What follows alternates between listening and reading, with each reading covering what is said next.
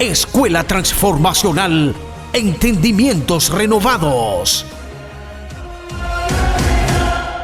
Muchísimas bendiciones del Señor para todos. Espero que hayan sido bendecidos del día viernes que empezamos esta cumbre hasta este momento. Yo tenía un mensaje.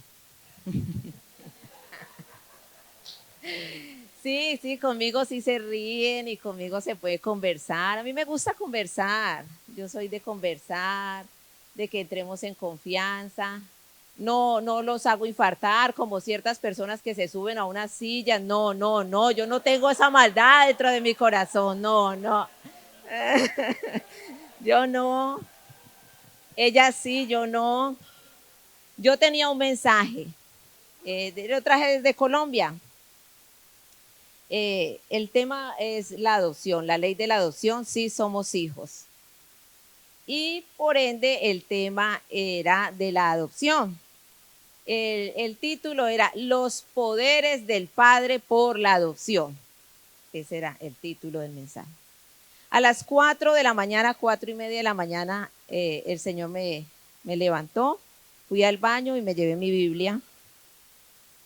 Y el Señor me regaló otro mensaje. Es su mensaje. Pero antes de entregarme el Señor su mensaje, el de las 4:30 de la mañana, antes de la cumbre, sucedió algo que fue el inconveniente para que la pastora Jasmine pudiera llegar. Eso fue muy duro, especialmente para mí, porque ella y yo somos mancuernas, somos unidas, muy unidas, y entonces efectivamente esto me afectó mucho. Ella me escribió, me dijo no voy a poder ir, bueno, eso se quedó así porque el Señor conmigo tiene algo especial, que Él me deja quieta todo el día. Yo hago las pilatunas, yo las hago, y Él me deja quieta y tranquila todo el día. Pero en la noche arreglamos cuentas. Sí, en la casa hablamos. Entonces, esa noche me puse a orar, como siempre lo hago. Yo oro la palabra y me dijo, ¿por qué oras la palabra?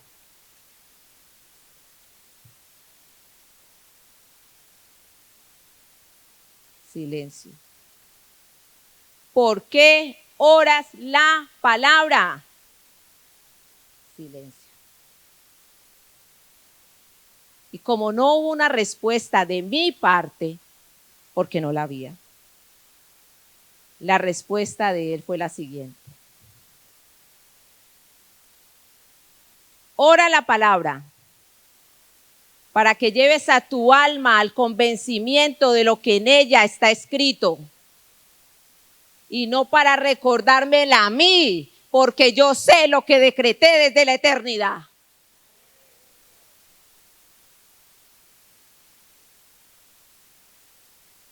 Entonces, vamos a conversar.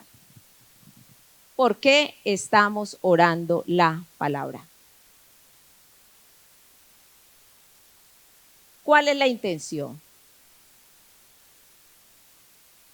¿Cuál es la intención que tenemos cuando oramos la palabra? Establecer el reino de Dios en nuestra vida. ¿O la intención es recordarle a Dios sus promesas sin yo someterme al pacto?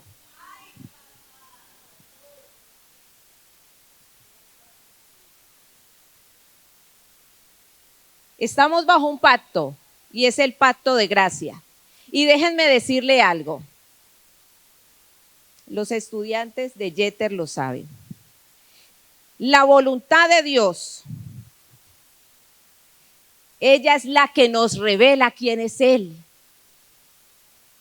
quién es Dios, su poder, su amor, su fuerza, su eternidad, su inmutabilidad, su trascendencia, quien es Dios.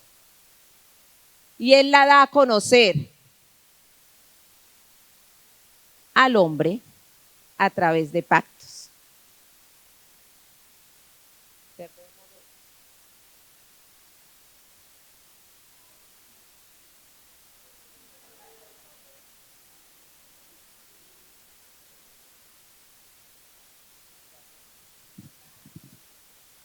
Gloria a Jesús. Entonces, Él lo revela a través de sus pactos. En toda la Biblia lo que vemos son pactos. La palabra de Dios es un pacto. La palabra de Dios es el código de Dios. Es la forma como Él nos dice cómo debemos nosotros comportarnos y cómo vamos a tener una genuina relación con Él. Entonces se ha predicado que la gracia, el pacto mediante el cual usted y yo hemos sido introducidos a la familia de Dios, no hay ley. La ley fue dada en el Sinaí. Cristo la cumplió y la abolió.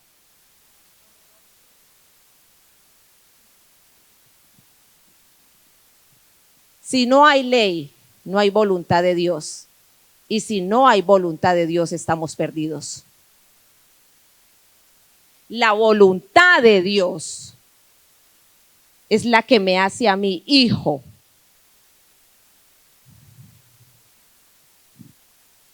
Juan dice, estos fueron engendrados no de voluntad de carne, ni voluntad de sangre, no de voluntad de varón, sino de Dios. ¿Cuál entonces es el gen o la semilla que hizo que usted y yo pudiéramos ser llamados hijos de Dios? La voluntad de Dios. Y si nosotros no nos sometemos a la ley de Dios, no somos hijos. La adopción, que es el tema, es un término jurídico. Miren, cuando nosotros venimos a Cristo, nadie viene a Cristo. Cuando el Señor en su misericordia nos alcanza, estamos en una situación específica. Dice su palabra que estábamos muertos en delitos y pecados. Así lo establece su palabra. Un muerto no coopera. ¿Qué es la muerte? El fin de la existencia de las personas. Pérdida de la personalidad jurídica de sus derechos. Y ojo ahí, porque llegamos al cristianismo y creemos que tenemos derechos, ni antes ni después. Eso no existe. Un muerto no coopera. Un muerto no tiene derechos. Esa era la situación en la que nosotros estábamos antes de Cristo. Y ese momento, recuérdelo, tráigalo a su mente. Cuando alguien predicó a Cristo y te sentiste movido a hacer la confesión de fe o la oración de fe, no fue tu voluntad. No fue tu voluntad, porque un muerto no tiene voluntad. ¿Qué pasó ahí? Efesios 2, 8, 9 lo dice. Porque por gracia sois salvos, por medio de la fe. Y esto no de vosotros, pues es don de Dios. Entonces la operación de Dios ahí, debido a que te había escogido antes de la fundación del mundo, como lo dice el libro de Efesios, fue la siguiente. En el momento en que estabas viviendo la situación que te llevó a recibir a Jesús en tu corazón, fue una situación que Dios sazonó en la eternidad. Esa pérdida, ese dolor, ese divorcio, ese desempleo, ese duelo, esa situación, la sazonó Dios en la eternidad para que ahí llegara su Espíritu Santo y te pusiera la fe que no tenías para que pudieras decir, sí, acepto a Jesús como mi Señor y mi Salvador. Ahí sellaste el pacto. Mi Señor y mi Salvador. Y cuando dices mi Señor, estás diciendo, me pongo por debajo de Él, me someto a Él. Pierdo los supuestos derechos que creía que traía. Los supuestos, porque no tenías derecho. Muertos estaban. Y la adopción lo que hace es que me introduce a la familia espiritual de Dios, porque me desarraiga de mi antigua naturaleza, de mi antigua familia y me introduce a la familia de Dios. La adopción es un contrato solemne mediante el cual un padre adopta unos hijos que por naturaleza no pueden ser de él. Mi naturaleza y su naturaleza no le permitían ser hijo de Dios. Y Dios cumplió su ley, porque la ley exigía que sin derramamiento de sangre no había remisión de pecado. Y Dios cumple su ley y su Hijo completa este contrato en la cruz del Calvario. Ahora entonces empezamos un proceso de formación. Pero ¿qué es lo que está pasando en la iglesia? ¿Por qué no estamos siendo formados? ¿Por qué no me estoy formando? ¿Qué es lo que pasa? ¿Cuál es mi situación? Hay algo dentro de los poderes que tiene el Padre por la adopción, que es el poder político. El Padre tiene 4 poderes por la adopción. 5. Poder de vida y de muerte. El poder de la adoración. El poder político. El poder de administrar justicia. Y el poder sobre el patrimonio suyo y mío. Pero yo voy a hablar de uno solo, y es el poder político de Dios por la adopción. El poder político como tal es la lógica del ejercicio de las funciones de los representantes de un gobierno. Funciones. Y el problema que nosotros tenemos en este hemisferio es el siguiente. ¿Aquí cuántos han dicho que somos gente de reino? ¿Cuántos? Todos. ¿Cuántos viven o han vivido bajo el imperio de un rey realmente? Nosotros vivimos bajo democracias. Nosotros vivimos bajo democracias. Pregunta, ¿cómo dicen que somos gente de reino si nunca hemos vivido en un estado monárquico?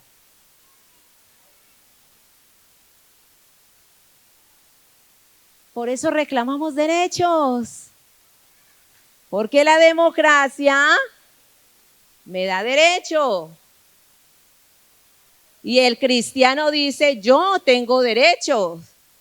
Porque vivimos en estados democráticos. Yo tengo derecho a hablar, a que se me tenga en cuenta mi opinión. Yo tengo derecho a votar.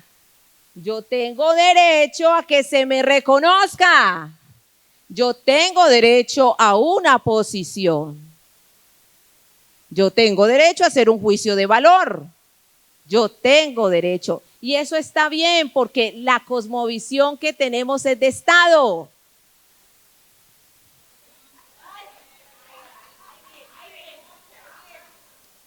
¿Sí? ¿Sí? Sí. Ninguno hemos sido formados en estados monárquicos. ¿Mm? Pero decimos, aleluya, gente de reino, la gloria sobre nosotros, santo es el Señor. Y en la tierra tiembla porque un hijo de Jehová la pisa. Así dicen, o así decimos. ¿Sí o no? Pero exigimos derechos. Miren la locura, como dice la pastora Elizabeth. Mire, esta locura, una locura importante. No estamos definidos. O tengo derecho o estoy en un estado monárquico. ¿Sí? ¿Ya vamos? ¿Sí? ¿Sí? Ok.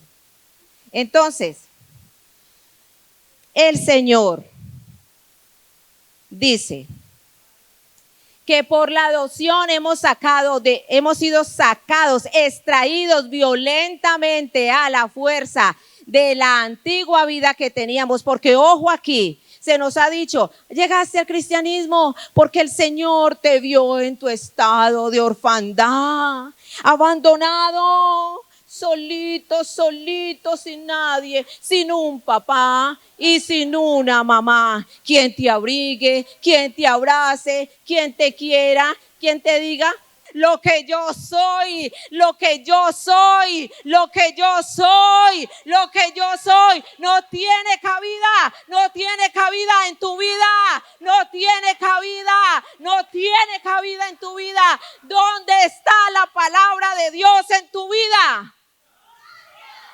¿Dónde está?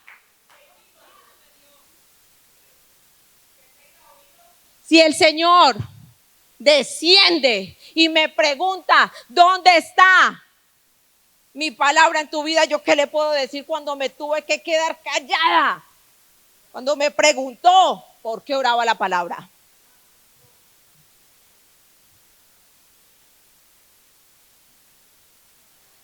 ¿Dónde está la palabra del Señor? ¿Dónde está?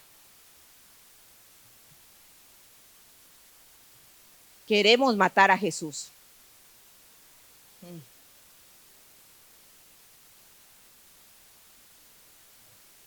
Queremos matarlo. Porque nuestra vida no tiene cabida. Porque su palabra dice ama y tú dices no. Porque en su palabra dice perdona y tú dices no. Porque en tu palabra dice misericordia y tú dices no. Porque en su palabra dice bondad y dices no. Porque en su palabra dice consuelo y dices no. Justicia propia. Justicia retributiva.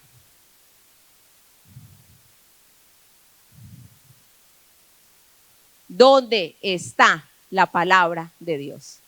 No tiene cabida. ¿A qué le hemos dado cabida? Timoteo, segunda de Timoteo, es el testamento personal de Pablo. Yo lo hablaba con algunas de las estudiantes el jueves que llegué. Y yo les decía, a mí no me preocupan todos los feos. Los eteos, los jebuseos, los fereceos, toda esa gente fea no me preocupa. A mí esos feos no me interesan. A mí me interesa lo que está pasando en estos postreros días. Estos tiempos peligrosos. Esta gentecita sin afecto natural. Crueles. Insensibles. Amadores de sí mismos. ¿Cuántos amadores de sí mismos hay aquí? Gloria a Jesús.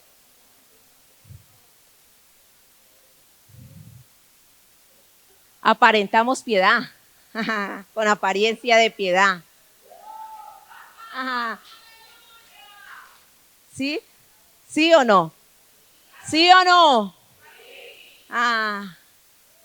Y Pablo escribió, y entonces hay gente que dice, ojo, y esto era otra cosa que iba a hablar, pero el Señor dijo que no, pero lo voy a traer aquí, así rapidito. La primera es el poder que el Señor tiene sobre la vida y la muerte. Y muchos hemos perdido seres queridos de una u otra forma, COVID, cáncer, muchas cosas. Hijos, padres, hermanos, muchas cosas. Y entonces somos cristianos y decimos, gloria a Dios, se fue a descansar con el Señor, pero dentro de nuestra alma, y el Señor lo sabe, y si lo trajo es por algo. El Señor sabe y dice, ¿por qué te lo llevaste, Señor? ¿Por qué? Yo no quería. ¿Por qué no me llevaste a mí para yo no estar experimentando este dolor? Es que a Pablo le dijiste cuándo iba a partir, porque Pablo dice, yo ya estoy pronto a ser sacrificado. ¿Por qué no me lo dijiste a mí, Señor? ¿Por qué no me dijiste que me preparara?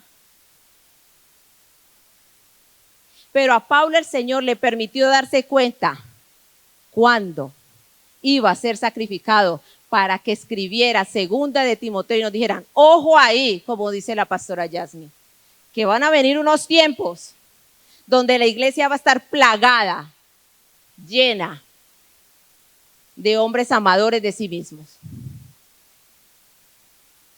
Y van a decir, somos hijos de Dios. Van a aparentar piedad. Van a aparentar piedad. ¿Pero por qué pasa esto? Porque la palabra de Jesús no tiene cabida en nosotros. Porque no hemos podido entender que la adopción se dio no porque éramos huérfanos, sino porque era necesaria. La adopción es un mecanismo legal mediante el cual un padre adopta a unos hijos que por naturaleza no pueden ser de ellos. Y aparte del parentesco consanguíneo, la sangre lo que da es un parentesco civil. O díganme aquí, los que tienen hijos, ¿no han tenido que ir al registro civil a registrarlos? ¿Cómo sus hijos pueden decir que son sus hijos? ¿Cómo puedo decir yo que soy hija? ¿Con registro civil? ¿Que soy hija de fulano y de sutano? ¿Sí o no? Entonces, la adopción es el registro civil que el Señor le ha dado al cristiano. Pesa más el parentesco civil que el de sangre. Porque el parentesco civil le da la potestad al padre de ejercer derechos, no a usted. No a usted. Bájese el moño, no se vista que no va. No a usted. Al padre, derechos de patria potestad y otra cosa que está mal definida. Porque si le preguntamos a un padre de familia qué entiende por patria potestad, nos va a decir esto. Es el conjunto de derechos y deberes que los padres tienen para con los hijos. Qué pena, error. La patria potestad es el conjunto de derechos sin obligaciones que tienen los padres sobre los hijos. Dios no está obligado con usted ni conmigo. Dios no le tiene que dar nada. Usted merecía estar muerto y está respirando. Usted merecía estar ciego y está viendo.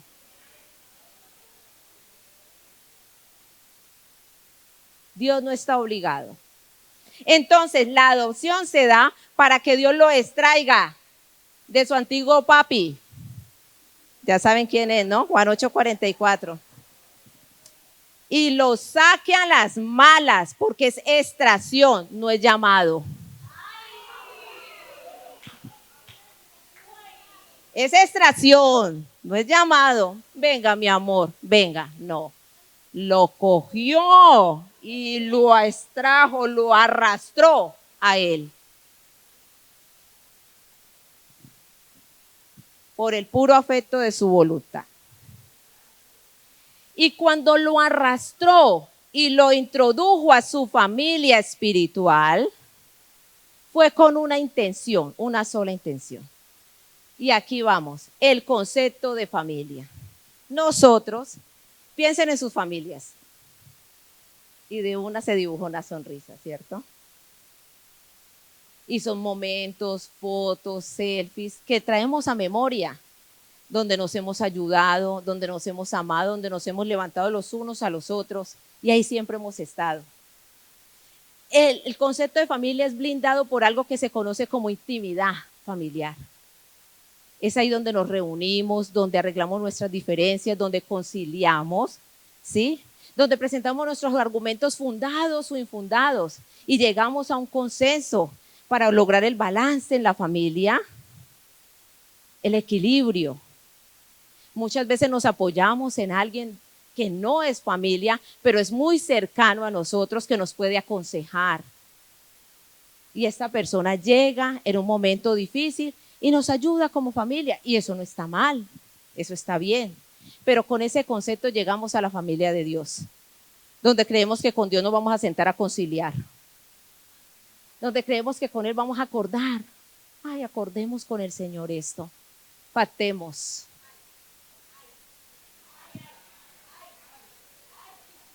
Pactemos con el Señor. Pasa aquí y pacta con el Señor.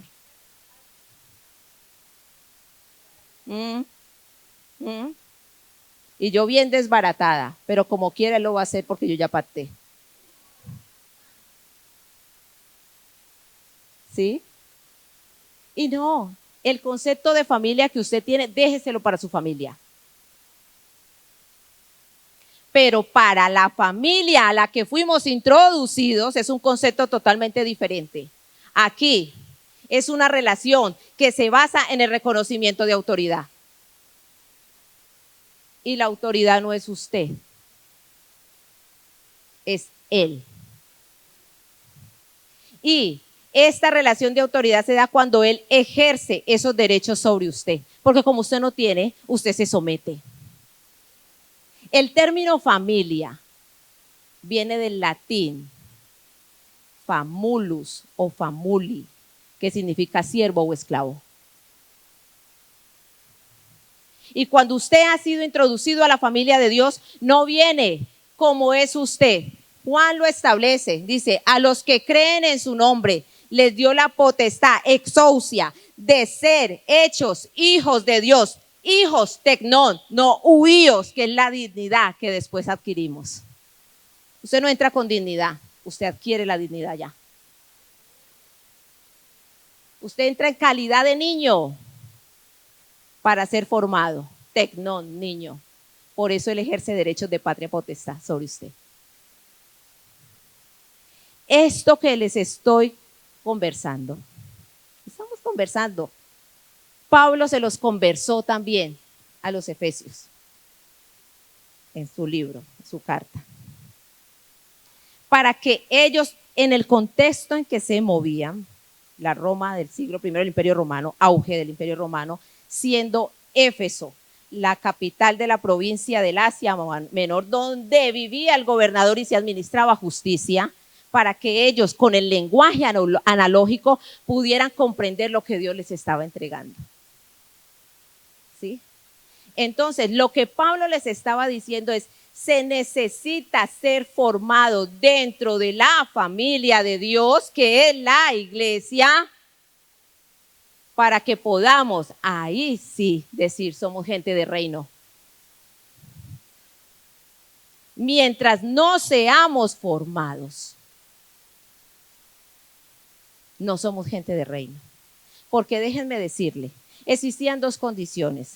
El hijo mancipado, que es el adoptado o adoptivo, el que está bajo mano, por eso se llama mancipio, bajo mano, bajo mano, bajo mano, mancipio, es el que está bajo la tutela, curatela y guarda del padre de familia.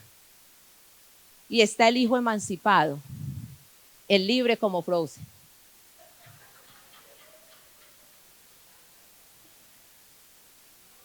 Libre soy, libre soy, libre soy. ¿Sí? Exacto. Y entonces se va a poder llamar hijo, claro que sí. Y yo con eso no tengo problema. Y hasta el último día en la tierra de los vivientes se podrá llamar hijo. Pero cuando llegue, el padre va a decir, nunca os conocí. ¿A qué nos estamos sometiendo? Mm. ¿A qué nos estamos sometiendo? ¿Quién me domina? ¿Quién es mi mano? ¿Quién es mi mano? Mancipio, mano. Y entonces decimos, Dios, y entonces usted, ¿por qué no se queda quieto en el lugar que Dios lo puso y está molestando tanto?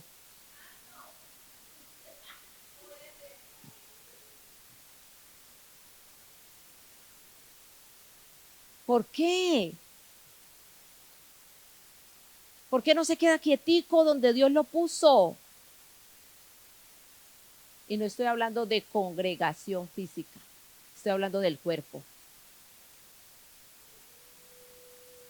¿Por qué usted quiere ser páncreas cuando Dios le dijo que fuera hígado? ¿Por qué el páncreas quiere dar leche materna? Ah, porque es que es una glándula. Y es una glándula para que produzca insulina, no leche materna. ¿Por eso están las glándulas mamarias? ¿Por qué no se queda quieto y espera que Dios lo procese? Y espera que Dios lo forme. ¿Por qué?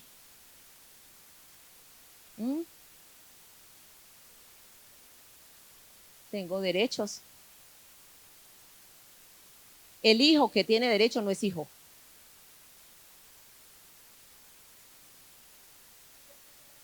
El hijo que tiene derechos no es hijo. Porque el hijo es el que está bajo la patria potestad del Padre. Ha perdido totalmente su voluntad. Su voluntad ha sido nulitada, abolida, coartada por la voluntad del Padre.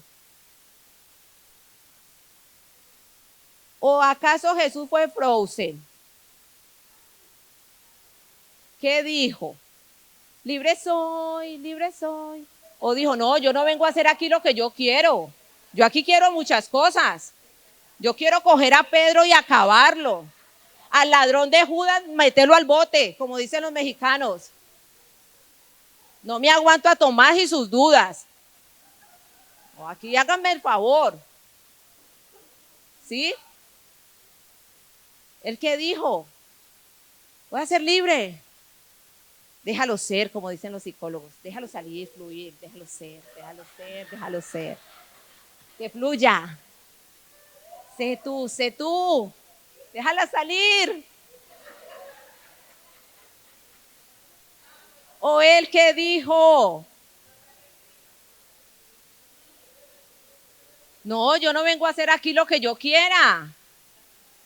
Yo vengo a hacer aquí lo que el Padre me dijo que yo tenía que hacer. Los hermanitos de sangre. Ay, no, pues que tú no eres que el Hijo de Dios. ¿Por qué no subes a la fiesta de los tabernáculos? Muestre, muestre a ver de lo que está hecho. Y él le dijo, no, mi tiempo no ha llegado. Yo no puedo hacer lo que yo quiera.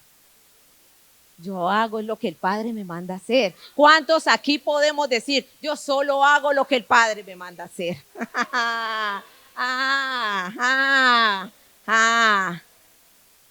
¿Sí?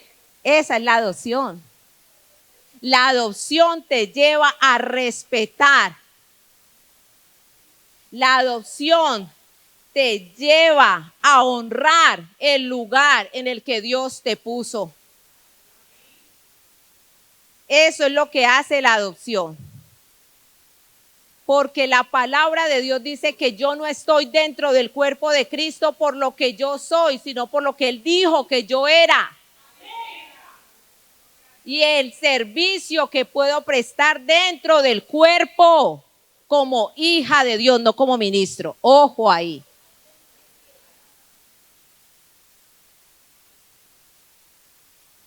Que es que tú tienes que servirle. El Señor te llamó a ser. El Señor no. Eso es una mentira del diablo. El Señor a nadie ha llamado a servirle. Dios no necesita que le sirvan.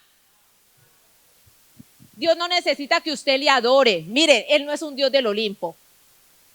Los dioses del Olimpo necesitaban adoración para existir según la mitología griega. Dios sin usted sigue siendo Dios. Él no necesita de usted, no necesita de su adoración, no necesita que le sirva. Lo único que Dios demanda de usted es que sea hijo. Es que el hijo no se le puede decir, y aquí voy. Es que sea hijo y obedezca. No, pues si es hijo, obedece por sustracción de materia. No, tú eres hijo de Dios, obedece. No. Entonces, cuando no estoy obedeciendo, haga la terapia de espejo. Yo me la hago. Y a veces me paso y me miro. Y no me digo, ¿cómo estás de linda? Sino que digo, hija del diablo, la cosa tan brava.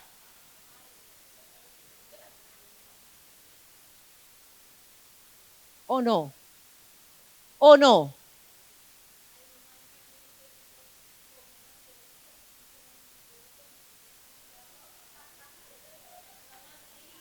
La voz de la conciencia.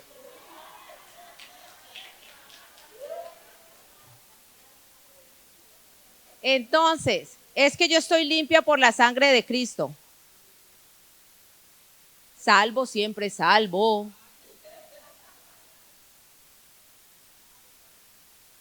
Entonces, y la santificación.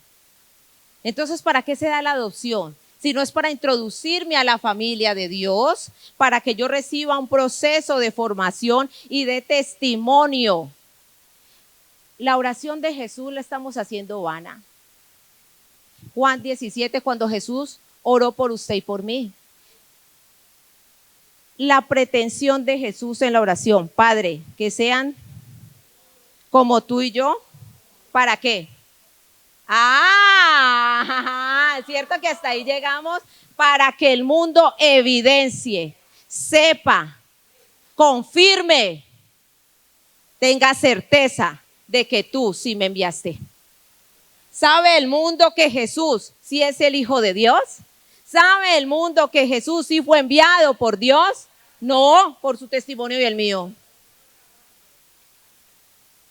Si el cuerpo no está unido, no hay testimonio de Cristo. Ay, pero yo soy buena cristiana. No, es que usted no es un cuerpo. Y si usted es un cuerpo, usted es un fenómeno. Usted es un miembro del cuerpo de Cristo. Y todos unidos, juntos.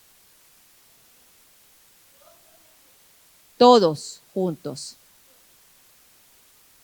Conformamos el cuerpo de Cristo. Y hasta que no estemos en esa unidad, no vamos a manifestar lo que hemos sido llamados a manifestar. Y el problema es en la función del cuerpo. El reino siempre ha existido, siempre. ¿El reino siempre fue una realidad? ¿O acaso la predicación de Jesús no empezó con el reino de los cielos? Porque los receptores o los destinatarios del mensaje estaban claros que era el reino, Israel. Pero la iglesia siempre fue un misterio. El misterio escondido. ¿Y por qué entonces se da a revelar la iglesia? Porque Israel fracasó al mostrar el diseño del reino de Dios. La iglesia está fracasando. Estamos fracasando al mostrar el diseño del reino de Dios. ¿O acaso no hay pleitos, contiendas, disensiones, divisiones, celos, envidias, lascivias, lujurias, concupiscencias? ¿Qué es eso? ¿Fruto del espíritu u obra de la carne? La función. ¿Para qué está la iglesia? ¿Para qué? ¿Quién sabe? Siendo la iglesia un misterio, ¿para qué fue dada la iglesia? ¿Por qué Dios hizo un break en el Cronos con Israel e introdujo el tiempo de la gracia? ¿Por qué? ¿Cuál es la razón de ser que estemos aquí?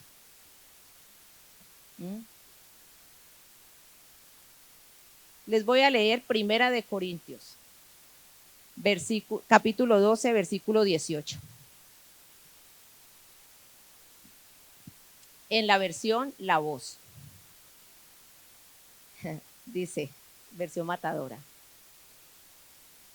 Aquí es donde entra Dios. Aquí es donde entra Dios.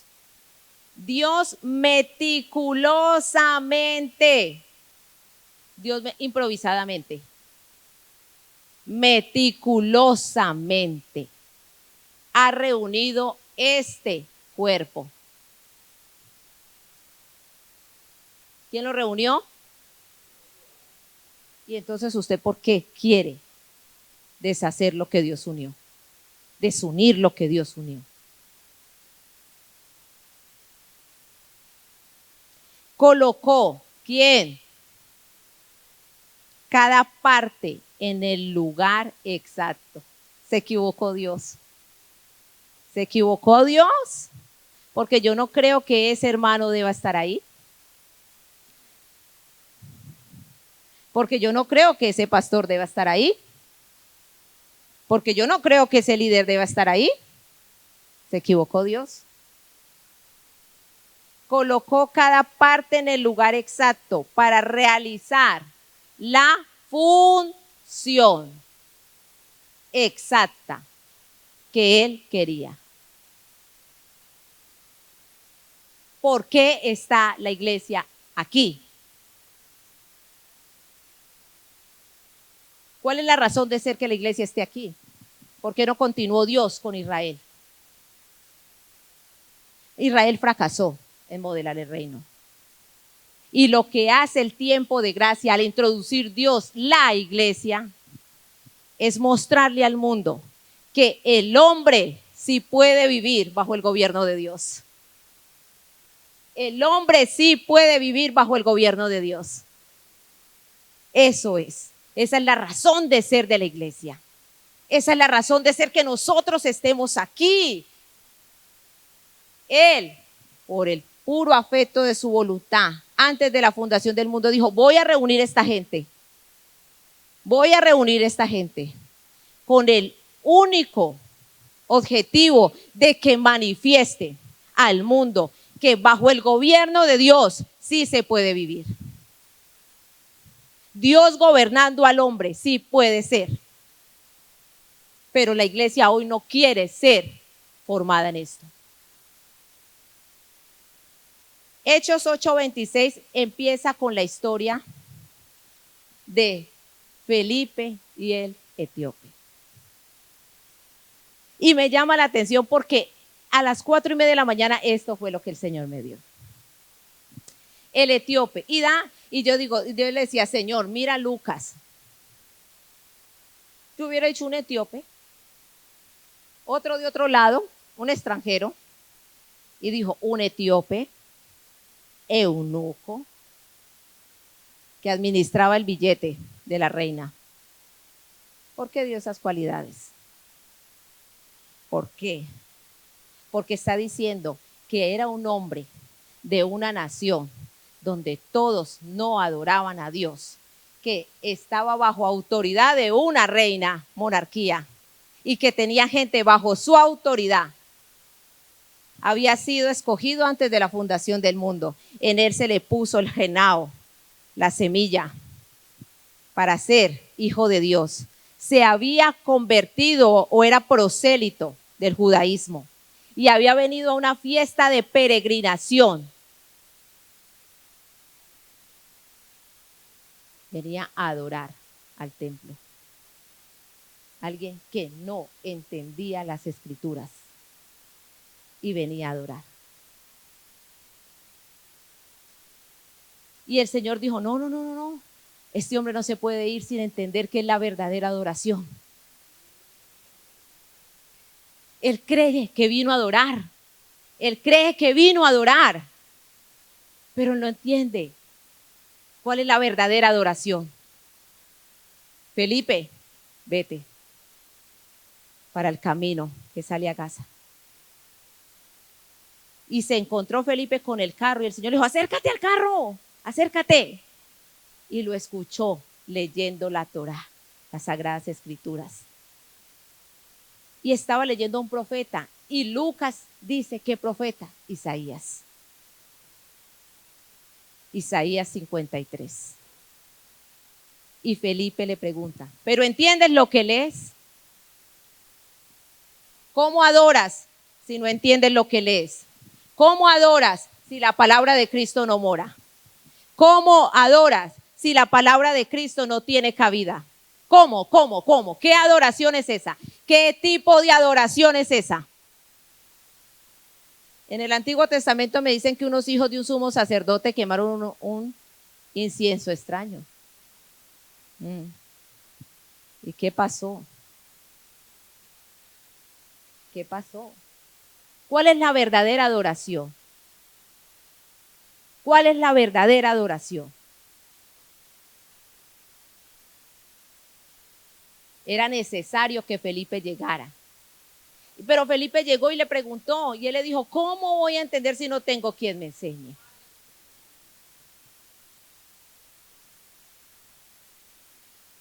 Y Felipe, me imagino yo, la Biblia no dice, ay, ¿cómo así?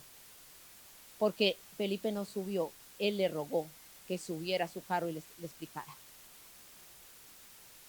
Y lo sentó a su lado. Cuando estás en la palabra, ¿quién está a tu lado? ¿Quién te ha hecho entender la palabra? El Espíritu Santo, que es el único facultado para eso, porque dice que es el que nos guía a toda verdad, o los mensajes de YouTube, o el tip que tiró tal pastor, o los 7, 10, 15 pasos que se inventó fulano de tal. ¿Cómo hacer una verdadera adoración? Y aquí está el manual. ¿Cómo estamos adorando a Dios? ¿Cómo podemos decir que estamos adorando a Dios cuando no le conocemos, cuando su palabra no tiene cabida en nuestra vida, cuando no mora abundantemente la palabra de Dios en nosotros? ¿De verdad somos adoptados? ¿De verdad hemos sido extraídos? Jesús dio las características en Juan 8, cuando Él les dijo, vosotros sois de vuestros padres diablo, porque los deseos de vuestro padre queréis hacer. ¿Cuánto nos movemos por la emoción? ¿Cuántos estamos siendo manejados por la emoción? Por el sentir. ¿Y dónde queda la palabra? ¿De verdad somos adoptados? En este hombre había una semilla. Pero si este hombre sale de esos límites y el Señor no manda a Felipe, nunca hubiese podido llamarse un hijo de Dios. Es necesario que yo le diga, Señor, no entiendo, y necesito que me hables y no voy a salir de aquí, de este versículo, 1 mes, 2 meses, 1 año, 2 años, 3 años, pero necesito que tu Espíritu Santo traiga tu revelación a mi vida. Pero no, necesitamos la Biblia en 365 días. Hermano, ¿cuántas veces te has leído la Biblia? Yo me la he leído 20, 15 de rodillas y 10 del suelo. No, yo solo llevo un versículo y en eso me pasa la vida. ¿Cuántos sabemos qué dice Juan 3:16? Todos no lo sabemos. ¿De verdad lo hemos estudiado? Hemos empezado desde el Génesis y hemos terminado con el Apocalipsis en un solo versículo, mensaje central de la Biblia. ¿Cómo digo yo entonces que la palabra de Dios mora en mí? ¿Cómo digo yo entonces que Cristo vive en mí, que su palabra vive en mí? ¿Cómo? ¿Cómo puedo llamarme hijo de Dios? Es tiempo. No sé a qué hora, yo sé que tenemos muchas obligaciones, yo también tengo muchas obligaciones, pero si le toca que sacrificar el sueño, sacrifíquelo. Saque tiempo para usted, y el Señor. Coja su palabra, haga la suya. Ese es su ADN. Esa es su vida. La comunión del Hijo de Dios está. La vida del Hijo de Dios está en la comunión con el Padre. ¿Qué sabemos de Dios? ¿Qué conocemos del Padre? Por eso andamos llevados por cualquier viento de doctrina. Por eso la mujer se ha empoderado. Y no lo estoy diciendo en el sentido de que la mujer no debe trabajar. No, yo lo hago. Y más con las economías que nosotros tenemos. Pero estamos escuchando las que nos dicen que somos luchonas, ungidas y empoderadas. A esas estamos escuchando. Ese marido no te sirve, ese no, deséchalo. Aduéñate de tu ministerio. Empodérate en tu don. ¿Y el marido y los hijos?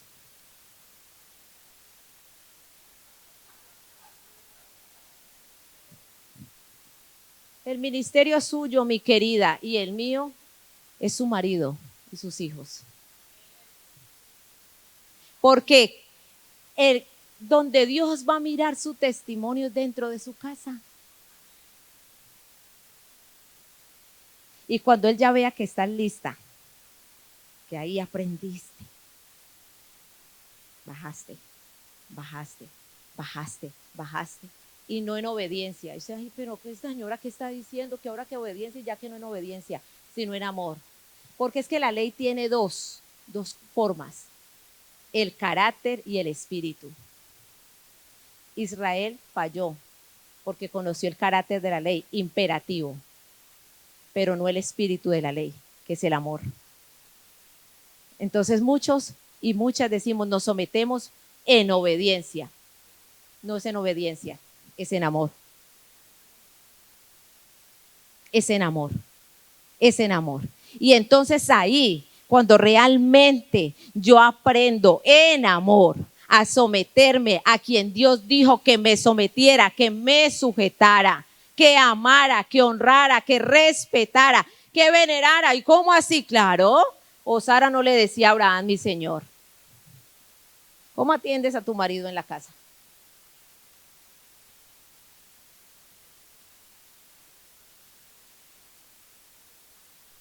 Ese es el testimonio. Ese es el verdadero testimonio. Ahí decimos si somos o no somos hijos de Dios. Cuando ya la adopción empieza a formarnos, y nosotros vemos el carácter de Cristo operando en nosotros, entonces decimos, somos gente de reino. Somos gente de reino. Somos gente de reino. Somos gente de reino porque aprendemos a someternos a Dios y a todo aquel que Él ha puesto por cabeza de nosotros. Somos gente de reino porque perdonamos a la manera de Cristo. Somos gente de reino porque amamos a la manera de Cristo. Somos gente de reino porque tenemos misericordia cuando correctamente debíamos aplicar justicia, pero entonces hicimos lo que Dios hizo con nosotros. Dios no nos aplicó justicia, nos dio misericordia. ¿Sí? Cuando hay bondad en mí, cuando hay consolación en mí, yo consuelo como Dios me ha consolado a mí. Cuando entiendo que Dios me bendice a mí para que yo pueda bendecir la vida de otros. Lo que Dios te da no es tuyo, es de Él. Y Él dice, esta bendición es para ella porque ya aprendió. Y entonces yo sé que si se la doy, lo va a distribuir bien. Pero mientras no aprendas, no te la va a dar, porque eso es condenarte.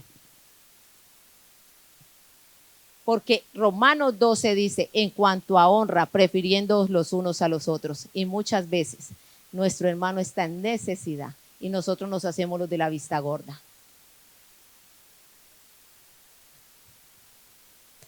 ¿Qué día hablaba yo con una hermana de mi iglesia? Y le ponía ese ejemplo, Martica, si fulano, un hermano de ella que no es cristiano, si fulano se le presenta una dificultad ¿qué harías? Y me dijo, hasta lo imposible por él. Es mi hermano. ¿Pero por qué? Porque es el hijo de mi mamá, de mi papá, nos criamos juntos, tenemos la misma sangre. Ok, si a mí se me presentara esa dificultad, ¿qué harías? Y me dijo, yo oraría. Entonces, no, yo le dije, no, y está bien. ¿Y por qué por él sí y por mí no? Porque es que él es mi hermano, pero con él compartes una simiente corrupta y conmigo una simiente incorruptible. La sangre de Cristo, la sangre de Cristo, la sangre de Cristo. Entonces, cuando eso me permite ver que mi hermano tiene la misma simiente incorruptible que en mí hay y que el bienestar que quiero para mí, ese lo quiero para mi hermano, soy hijo de Dios. Soy hijo de Dios, soy adoptado, soy hijo de Dios. He sido introducido al reino de los cielos, soy gente de reino. Mientras tanto, no.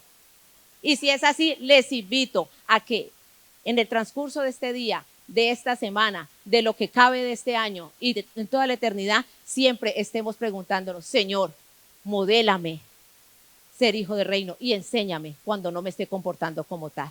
Porque mi anhelo es verte. Mi anhelo es verte.